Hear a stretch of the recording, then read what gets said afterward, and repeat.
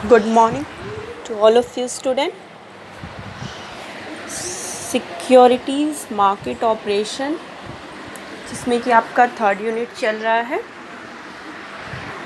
Third unit में last class में जो हम लोगों ने टॉपिक स्टडी किया था वो टॉपिक था आपका SEBI guidelines for issue manager, okay, और SEBI guidelines for merchant bankers, जो कि लास्ट क्लास में हम लोगों ने डिस्कस किया था।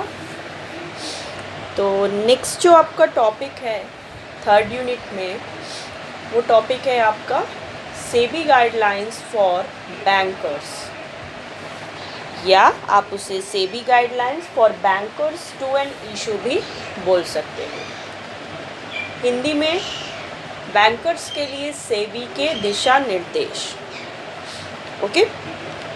तो आज की प्रेजेंट क्लास में हम लोग स्टार्ट करेंगे, डिस्कस करेंगे what are the SEBI guidelines for bankers और bankers to an issue. Bankers और बैंकर्स टू एन इशू के लिए सेबी के क्या क्या दिशा निर्देश हैं, okay. So let's start the class. सबसे पहले हम ये स्टडी करेंगे कि व्हाट इज़ बैंकर्स या what are bankers to an issue. Bankers to an issue क्या होते हैं, ठीक है। मीन्स जो भी बैंकर्स हैं उनका सेबी के अकॉर्डिंग क्या मीनिंग है, वो क्या होती है। जैसे कि आप स्क्रीन पर देख सकते हो, यहाँ पर दिया हुआ है, the bankers to an issue are engaged in the activities such as acceptance of applications along with application money from the investors in respect of issues of capital and refund of application money। तो bankers to an issue किसे कहते हैं? Bankers to an issue या bankers वो होते हैं जो जितनी भी कैपिटल्स की जो इशू होती है, जो सिक्योरिटीज़ मार्केट में जो कंपनियां शेयर या सिक्योरिटीज इशू करती हैं, उनसे रिलेटेड जो भी एप्लीकेशन जो इन्वेस्टर से वो लेती हैं, application with application money, means जो भी एप्लीकेशन जब वो इनवाइट करती हैं कंपनियां इन्वेस्टर्स को अपनी सिक्योरिटीज़ को सब्सक्राइब करने के लिए, तो जो सिक्योरिटीज़ वो इशू करती है इन्वेस्टर्स उनके लिए एक एप्लीकेशन देता है along with the application money, उसके साथ एप्लीकेशन मनी भी इन्वॉल्व होती है। तो ये जो application along with application money जो इन्वेस्टर्स होता है, जो जिनके पास सबमिट करता है, वो आपके होते हैं बैंकर्स टू एन इशू, ठीक है। और अगर रिफ़ंड ऑफ एप्लीकेशन मनी से भी रिलेटेड वर्क है, जब एप्लीकेशन मनी को रिफ़ंड किया जाता है, जब कंपनियां रिफ़ंड करती हैं ओवर सब्सक्रिप्शन के केस में, तो उस टाइम पे भी जो रिफ़ंडिंग होती है वो through bankers to an issue के वर्क करती है, ओके। तो बैंकर्स टू एन इशू क्या है? बैंकर्स टू एन इशू इस एक्टिविटीज़ में इंगेज रहते हैं, मीन्स जो भी कंपनीज़ की इश्यूज़ हैं, जो भी इन्वेस्टर से उसको एप्लीकेशन लेना है, एप्लीकेशन मनी लेना है, या उनके एप्लीकेशन मनी को रिफ़ंड करना है, ये सारे वर्क, ये सारी एक्टिविटीज़ जो परफॉर्म करते हैं, उन्हें हम बैंकर्स या बैंकर्स टू एन इशू कहते हैं। क्लियर हुआ? तो ये था आपका बैंकर्स टू एन इशू क्या है। स्टार्ट करते हैं। इसके लिए सेबी की क्या क्या गाइडलाइंस है। सबसे फर्स्ट इसमें आपका आप स्क्रीन पर देख सकते हो रजिस्ट्रेशन, जिसे कि हिंदी में बोलते हैं पंजीकरण। तो सेबी ने बैंकर्स टू एन इशू के रजिस्ट्रेशन के लिए क्या क्या गाइडलाइंस इशू किए हैं, कि बैंकर्स टू एन इशू को रजिस्ट्रेशन से रिलेटेड क्या क्या प्रोसीजर्स या क्या रूल्स फॉलो करने हैं। स्टार्ट करते हैं। To carry an activity as a banker to issue, a person must obtain a certificate of registration from the SEBI।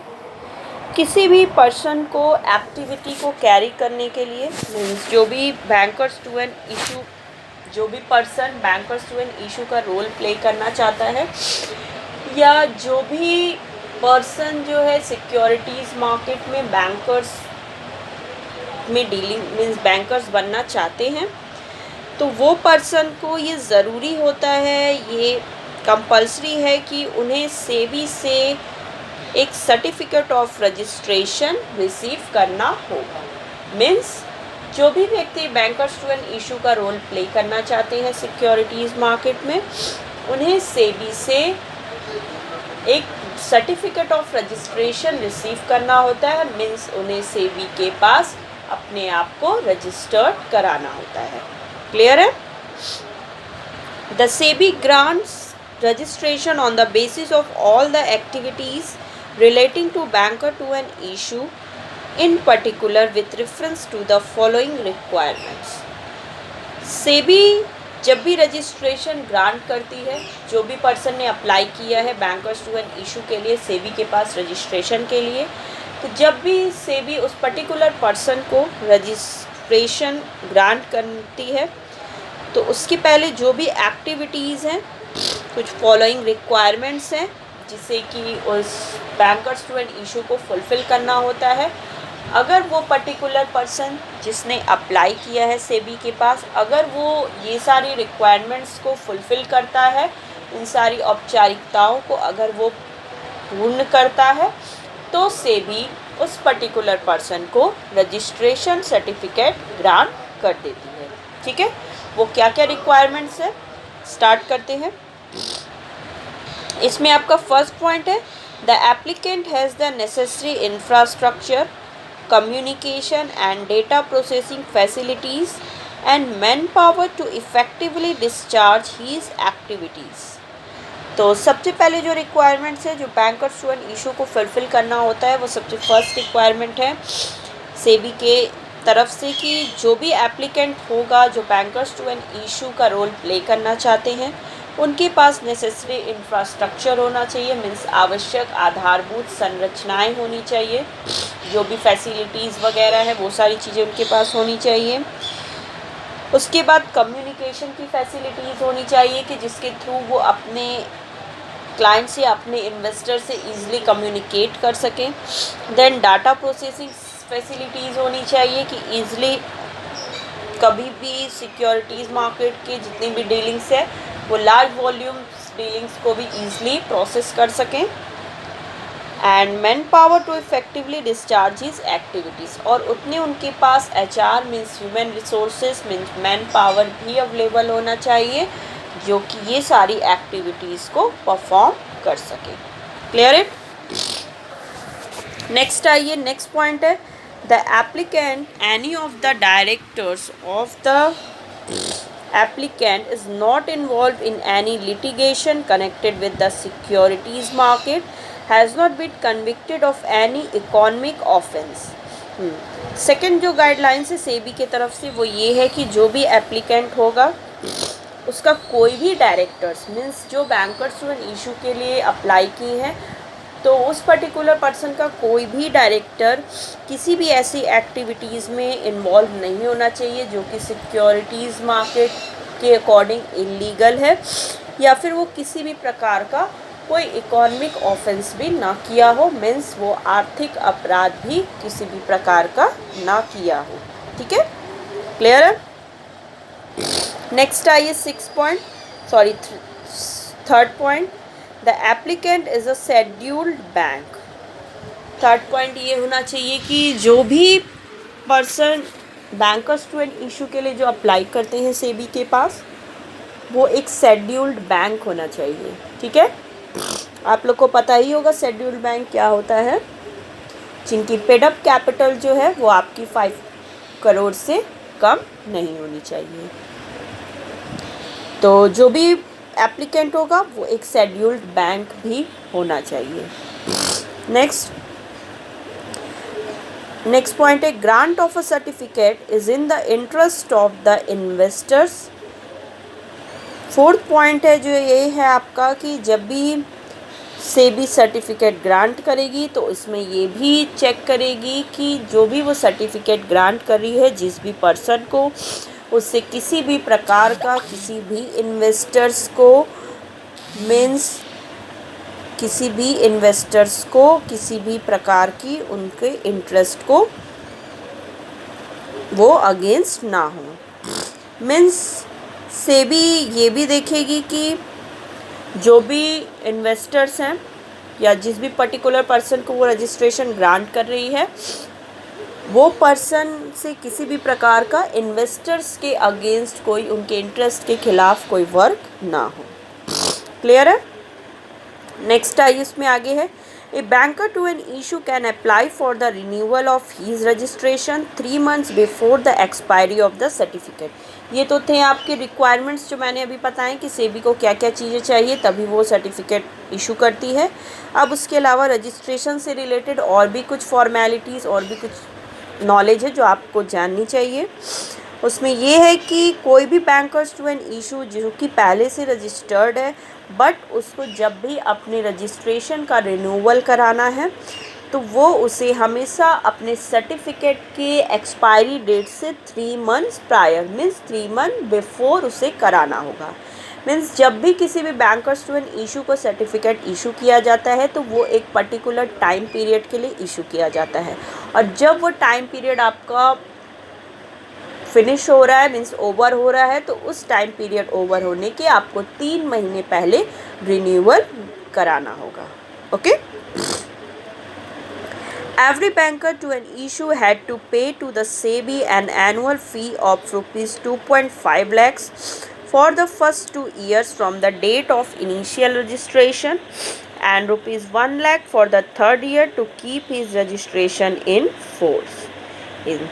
हाँ देखिए, ये भी है कि जो भी बैंकर्स, जितने भी बैंकर्स टू एन इशू होंगे सिक्योरिटीज़ मार्केट में जो भी डीलिंग कर रहे हैं, जिन्होंने रजिस्ट्रेशन कराया है सेबी से, वो पर्टिकुलर सभी बैंकर्स टू एन इशू को सेबी को हर 2 साल, मीन्स फर्स्ट 2 ईयर, पहले 2 साल उनको एनुअल फीस के रूप में 2.5 लाख रुपए सेबी को जमा करने होंगे। ठीक है, मीन्स जब उन्होंने रजिस्ट्रेशन कराया उस रजिस्ट्रेशन से जो फर्स्ट 2 ईयर्स है उनको 2.5 लाख जमा करना होगा एनुअल फ़ी के रूप में, और जो थर्ड ईयर आएगा तो उस थर्ड ईयर में उनको 1 लाख रुपए फीस के रूप में सेबी को देना होगा। क्लियर है? The renewal fee to be paid by him annually for the first 2 years was ₹1 lakh and ₹20,000 for the third year। ये तो था जो मैंने बताया कि 2.5 लाख 2 साल, फिर थर्ड ईयर में 1 लाख देना है, ये रजिस्ट्रेशन के समय है। फिर जब वो सर्टिफिकेट को फिर से रिन्यूअल कराएगा बैंकर्स टू एन इशू, तो जो रिन्यूअल का फ़ीस है वो आपका उसके रिन्यूअल होने के डेट के पहले 2 साल ₹1 लाख, 1 लाख आपको पे करना है, एंड देन जो थर्ड ईयर, तीसरे साल बैंकर्स टू एन इशू को ₹20,000 मीन्स 20,000 रुपये सेबी को एनुअल फ़ी के रूप में पे करना है। क्लियर है? Since 1999 schedule of fees ₹5 lakh as initial registration fee and 2.5 lakh 2.5 lakhs renewal fee for every 3 years from the 4th year from the date of initial registration। ठीक है, 1999 में कुछ रूल रेगुलेशन चेंज हुए हैं जिसमें कि जो इनिशियल रजिस्ट्रेशन फ़ीस जो आपकी पहले 2.5 लाख थी वो अब 5 लाख हो गए हैं, और जो रिन्यूअल रजिस्ट्रेशन फ़ीस जो आपकी 1 लाख थी अब वो प्रेजेंटली 2.5 लाख हो गया है। Okay, non payment of the prescribed fee may lead to the suspension of the registration certificate. Okay, तो 5 लाख जो है वो अब इनिशियल रजिस्ट्रेशन फ़ीस है, और जो 2.5 लाख है वो आपका रिन्यूअल फ़ीस है। एवरी 3 ईयर्स, हर 3 साल पे आपको देना है, from the 4th year from the date of initial registration. और जो bankers to an issue fail होते हैं, इस रजिस्ट्रेशन फ़ी को पे कर नहीं पाते हैं, मीन्स जो 5 लाख एट प्रेजेंट है, जो bankers to an issue SEBI को पे नहीं कर पाते हैं एनुअली, तो सेबी को ये पूरा राइट है, पावर है कि सेबी उस particular bankers to an issue के रजिस्ट्रेशन को कैंसिल कर सकती है, मीन्स उसको सस्पेंड कर सकती है, उनके लाइसेंस को, उनके रजिस्ट्रेशन को कैंसिल कर सकती है, जिससे कि वो आगे जो है वो सिक्योरिटीज़ मार्केट में बैंकर्स टू एन इशू का रोल प्ले नहीं कर पाएंगे। ओके, क्लियर है? नेक्स्ट, ये तो था आपका रजिस्ट्रेशन का प्रोसेस जो आपको क्लियर हो गया कि कैसे रजिस्ट्रेशन होता है, क्या क्या चीज़ें उसकी रिक्वायरमेंट्स चाहिए सेबी को, उसकी फ़ी क्या है, रिन्यूअल फीस क्या है, और नॉन पेमेंट में क्या पनिशमेंट है। अब आ जाइए नेक्स्ट जो आपको टॉपिक पढ़ना है वो है आपका इसमें bankers to an general obligations and responsibilities furnish of information. अब कुछ बैंकर्स टू एन इशू के लिए सेबी ने जनरल ऑब्लिगेशंस मीन्स सामान्य दायित्व एवं जिम्मेदारियां दी हैं, जिसे कि कुछ इन्फॉर्मेशन जो सूचनाएं हैं वो बैंकर्स टू एन इशू को सेबी को सबमिट करना होगा। When required, a banker to an issue has to furnish to the SEBI the following information। जब भी सेबी ऐसा चाहेगी या सेबी को जब ज़रूरत है, जब आवश्यकता है, तो बैंकर्स टू एन इशू जो भी हैं उनको कुछ ऐसे इंफॉर्मेशन है जो सेबी को फर्निश करने होंगे, मीन्स सेबी को उनको बताने होंगे। मीन्स जब भी सेबी चाहेगी किसी भी बैंकर्स टू एन इशू से ये सारी इंफॉर्मेशन मांग सकती है, और ये उनकी रिस्पॉन्सिबिलिटी है बैंकर्स टू एन इशू की कि उन्हें ये सारी चीज़ें सेबी को फर्निश करनी होंगी। ओके, क्या क्या चीज़ें हैं? फर्स्ट पॉइंट है इसमें the number of issues for which he was engaged as a banker to an issue. पहले तो ये बताना होगा कि जितने वो बैंकर्स बने हैं, जितनी इश्यूज़ के लिए, मीन्स नंबर ऑफ इश्यूज़ कितनी है जिसमें कि वो डीलिंग कर रहे हैं बैंकर्स टू एन इशू, उन्हें ये प्रोवाइड करना होगा सेबी को। Next the number of application, details of the application money received, जितने भी एप्लीकेशंस उन्होंने रिसीव कर रहे हैं, जितनी एप्लीकेशन मनी उन्होंने रिसीव किया है बैंकर्स टू एन इशू, वो उन्हें सेबी को फर्निश करना होगा, बताना होगा। The dates on which applications from investors were forwarded to the issuing company registrar to an issue, और वो डेट भी उन्हें प्रोवाइड करना होगा सेबी को कि जिस डेट पर उन्होंने इन्वेस्टर्स के एप्लीकेशन, उनके मनी को फॉरवर्ड किया इशूइंग कंपनी और रजिस्ट्रार के पास, तो वो डेट भी बताना होगा। Next the dates amounts of refund to the investors, और जिस डेट को इन्वेस्टर्स को उन्होंने कितने अमाउंट रिफंड किए वो भी उन्हें शो करना होगा। क्लियर हो गया? नेक्स्ट है आपका DBA 1724 books of account record documents. इसके अलावा बुक्स ऑफ अकाउंट रिकॉर्ड और डॉक्यूमेंट से रिलेटेड क्या सेबी के गाइडलाइंस है बैंकर्स टू एन इशू के लिए? लेट्स स्टार्ट करते हैं। A bankers to an issue is required to maintain books of accounts records documents for a minimum period of 3 years in respect of inter alia, the number of applications received, the names of the investors, the time within which the applications received were forwarded to the issuing company, registrar to the issue, and dates and amounts of refund money to investors। इसके अलावा ये bankers to an issue के लिए ये ज़रूरी है कि वो अपने जितने भी बुक्स ऑफ अकाउंट्स हैं, रिकॉर्ड्स हैं, डॉक्यूमेंट्स हैं, उन्हें वो मिनिमम 3 years के लिए उनको मेंटेन करना होगा। मीन्स 3 साल के लिए उनको हर 3 साल जो है अपनी अकाउंट्स, रिकॉर्ड्स और डॉक्यूमेंट्स को उन्हें प्रॉपरली मेंटेन करना होगा। नंबर ऑफ़ एप्लीकेशन उन्होंने कितने रिसीव किए हैं ये भी उन्हें मेंटेन करना होगा। नेम्स ऑफ द इन्वेस्टर्स, जितने इन्वेस्टर से उन्होंने एप्लीकेशन और एप्लीकेशन मनी कलेक्ट किए उन सब के नेम रजिस्टर में मेंटेन करने होंगे।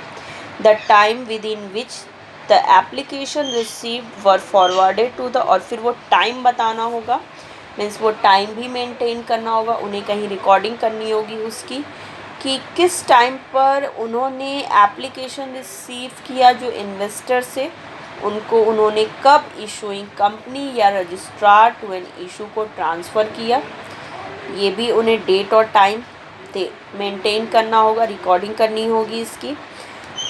Then and dates and amounts of refund money to investors, और जिस डेट पर उन्होंने किस डेट पर कितने अमाउंट जो है, कितने रकम जो उन्होंने इन्वेस्टर्स को वापस किए, मीन्स रिफ़ंड किए, ये भी चीज़ें उन्हें अपने पास प्रॉपरली उसकी रिकॉर्डिंग करके मीन्स अपने बुक्स ऑफ अकाउंट में मेंटेन करना होगा, रखना होगा, उन्हें उनकी रिकॉर्ड रखनी होगी। और जितने भी इन सब मैटर से रिलेटेड डॉक्यूमेंट्स हैं, ये सारी डॉक्यूमेंट्स भी बैंकर्स टू एन इशू को 3 years मिनिमम है, मिनिमम 3 इयर्स मीन्स कम से कम 3 साल के लिए उन्हें ये मेंटेन करके रखना होगा। क्लियर है? तो ये था आपका जनरल ऑब्लिगेशंस एंड ड्यूटीज और रिस्पॉन्सिबिलिटीज।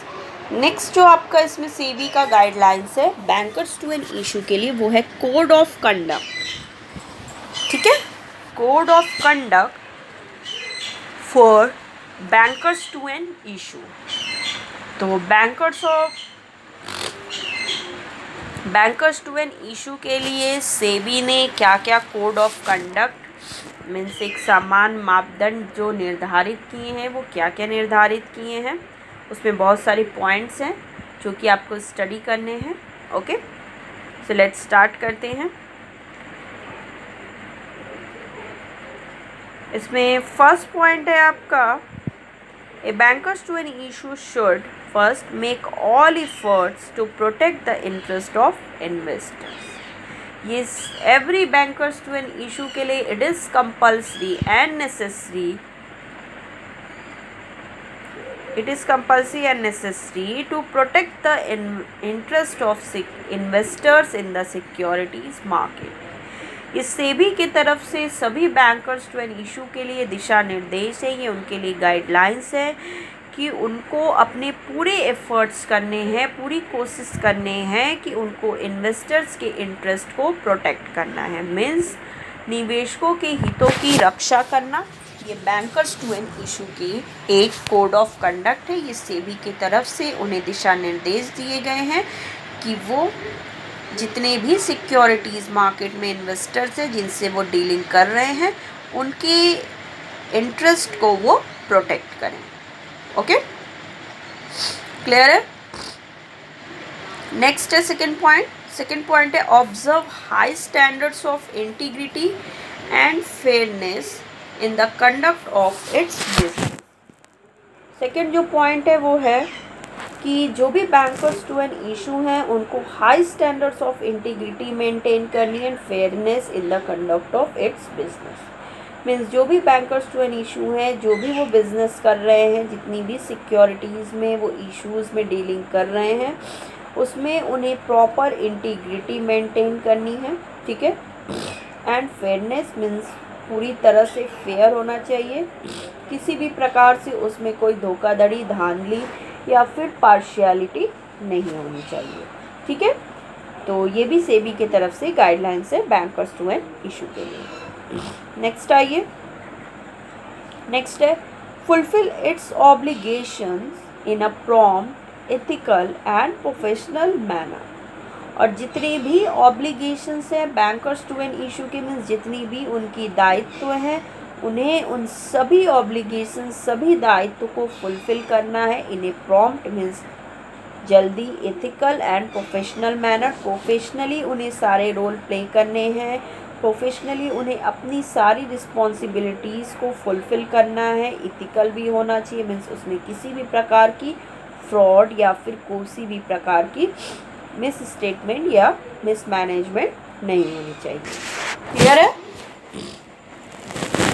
नेक्स्ट आइए, फोर्थ पॉइंट है at all times exercise due diligence, ensure proper care and exercise independent professional judgment. और पर्टिकुलर जितने भी every bankers to an issue हैं, उन सभी को जो भी एक प्रॉपर केयर करना है, जितनी भी उन्होंने डीलिंग करें उसमें पूरी तरह से सावधानी बरतनी है, एक्सरसाइज इंडिपेंडेंट प्रोफेशनल जजमेंट, और जो भी उनका निर्णय है, जो भी जजमेंट है, वो इंडिपेंडेंटली होना चाहिए, प्रोफेशनली होना चाहिए, वो किसी भी तरह से किसी दूसरे पर डिपेंडेंट ना हो, निर्भर ना हो, जो भी वो डिसीज़न लेंगे वो उनकी इंडिपेंडेंट डिसीज़न होना चाहिए। क्लियर है? नेक्स्ट आइए, नेक्स्ट पॉइंट, फिफ्थ पॉइंट है आपका not any time act in collision with other intermediates over the issuer in a manner that is detrimental to the investors। और जितने भी बैंकर्स टू एन इशू हैं उन्हें किसी भी तरह से किसी जो अदर इंटरमीडियरीज है मीन्स जो अन्य जो मध्यस्थ हैं, जितने भी हमारे इंटरमीडियरीज होते हैं फाइनेंशियल इंटरमीडियरीज, उनसे किसी भी प्रकार का उनको कॉलिशन मीन्स उन्हें मतभेद वगैरह नहीं रखना है। जिससे कि जो भी हमारे इन्वेस्टर्स हैं उनके इंटरेस्ट के लिए वो डिट्राइमेंटल्स हो, मीन्स इन्वेस्टर्स के लिए जो वो घातक हो, तो उन्हें किसी प्रकार का ऐसा कोई अदर इंटरमीडिएरी से कोई वर्क या कोई डीलिंग नहीं करनी है। क्लियर है? नेक्स्ट आइए, नेक्स्ट 6 पॉइंट है endeavor to ensure that inquiries from investors are adequately dealt with। इसके अलावा उन्हें ये भी देखना है कि जितनी भी इंक्वायरीज वो इन्वेस्टर्स कर रहे हैं वो पूरी तरह से एडिक्वेटली हो, मीन्स प्रॉपर वे में हो। grievances of investors are redressed in a timely and appropriate manner। जितने भी इन्वेस्टर्स के जो ग्रीवांसेस हैं, मीन्स जो भी उनकी कंप्लेन है, शिकायतें हैं, वो ईज़िली उन शिकायतों का निपटारा हो, टाइमली एंड अप्रोप्रिएट मीन्स समय से हो और एक सही तरीके से हो, उनके सारे कंप्लेंट्स रिजॉल्व हो ईजिली वे में। नेक्स्ट है where a complaint is not remediate promptly the investor is advised of any further steps which may be available to the investor under the regulatory system। जब भी कभी कोई भी ऐसा complaint जो कि इन्वेस्टर के ग्रीवांसेस जो कि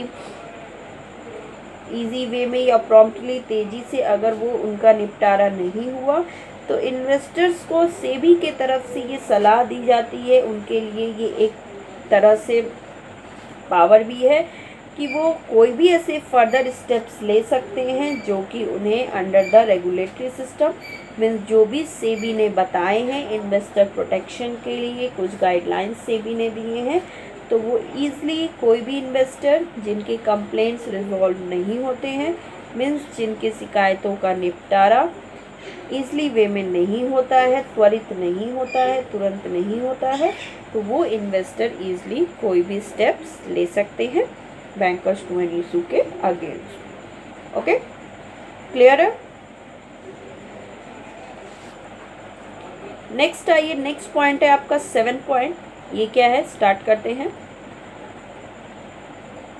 allow bank not allow blank applications form bearing broker stamp to be kept the bank premises or peddled anywhere near the entrance of the premises।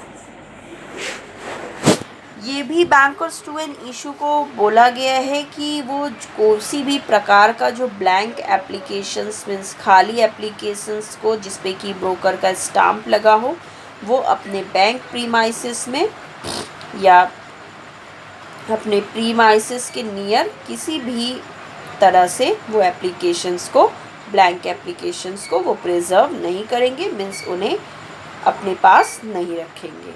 Okay, next है आपका B point, except applications after office hours और after the date of closure of the issue और on bank holidays. ये भी bankers to an issue के लिए सेबी का guidelines है कि जो भी बैंकर्स टू एन इशू है वो कोई भी जो एप्लीकेशन आवेदन होगा वो अपने ऑफिस आवर के बाद मीन्स जो भी उनका एक वर्किंग टाइम है उस टाइम के बाद वो किसी भी प्रकार का कोई भी इन्वेस्टर से एप्लीकेशन को एक्सेप्ट नहीं करेंगे, स्वीकार नहीं करेंगे, या फिर after the date of closure of the issue, या फिर जब भी वो इशू जो है सॉरी जिस भी कंपनी की जो सिक्योरिटीज़ इशू है वो इशू अगर क्लोज़ हो चुकी है तो उस डेट के बाद भी वो किसी भी प्रकार का एप्लीकेशन एक्सेप्ट नहीं करेंगे इन्वेस्टर से, और किसी भी बैंक हॉलीडेज़ पर जिसमें कि बैंक की हॉलीडेज़ छुट्टी है उस दिन भी वो कोई एप्लीकेशन रिसीव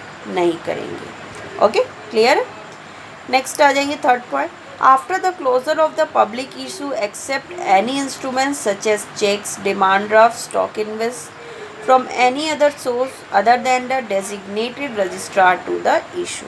इसके अलावा जब भी जो पब्लिक इशू जब वो क्लोज्ड हो चुकी है मीन्स बंद हो चुकी है, तो उसके बाद कोई भी बैंकर्स टू एन इशू किसी भी प्रकार का इंस्ट्रूमेंट जैसे कि चेक है, डिमांड ड्राफ्ट है, स्टॉक इन्वेस्टमेंट है, वो किसी भी तरह से कोई भी सोर्स से वो एक्सेप्ट नहीं कर सकते other the designated registrar to the issue. सिर्फ रजिस्ट्रार टू द इशू से ही वो एक्सेप्ट कर सकते, उनके अलावा किसी और से एक्सेप्ट नहीं कर सकते। क्लियर है? नेक्स्ट पॉइंट आइए D point, part with the issue proceeds until listing permission is granted by the stock exchange to the body corporate। और वो किसी भी इशू की प्रोसीड्स को आगे नहीं बढ़ा सकते जब तक कि स्टॉक एक्सचेंज से उस पर्टिकुलर इशू की लिस्टिंग परमिशन ग्रांट नहीं हुई। मीन्स उस सिक्योरिटीज़ जब तक कि वो लिस्टेड नहीं हुआ है स्टॉक एक्सचेंज में, वो उसे किसी भी प्रकार की प्रोसीड्स में यूज़ नहीं कर सकते। Clear it. नेक्स्ट है delay in issuing the final certificate pertaining to the collection figures to the registrar to the issue the lead manager and the body corporate, and such figures should be submitted within 7 working days from the issue closure date। इसके अलावा किसी भी final certificate में वो dealing नहीं कर सकते कोई भी कलेक्शन फिगर जो कि वो registrar to the issue, lead manager and the body corporate से रिसीव कर रहे हैं। एंड सच फिगर्स, जितनी भी जो इशू से रिलेटेड जो फिगर्स है, जो अमाउंट है, उन्हें वो उस इशू के क्लोजिंग होने का, मीन्स उस इशू के बंद होने के 7 दिन के भीतर, 7 दिन के अंदर उन्हें वो उससे रिलेटेड जो भी चीज़ें हैं कलेक्शन फिगर, वो registrar to the issue, lead manager और बॉडी कॉरपोरेट से एक्सेप्ट कर सकते हैं। मीन्स उससे 7 दिन से ज़्यादा डिले नहीं होना चाहिए। क्लियर है। तो इसमें अभी और भी आपकी पॉइंट्स हैं कोड ऑफ कंडक्ट, और भी बहुत सारी चीज़ें हैं बैंकर्स टू एन इशू के गाइडलाइंस में। ओके, जो कि हम लोग आगे के नेक्स्ट क्लास में इसमें डिस्कस करेंगे, और क्या क्या सेबी की गाइडलाइंस है बैंकर्स टू एन इशू के लिए। ओके स्टूडेंट्स, तो आज की क्लास में इतना ही है। Okay, so the present class is over.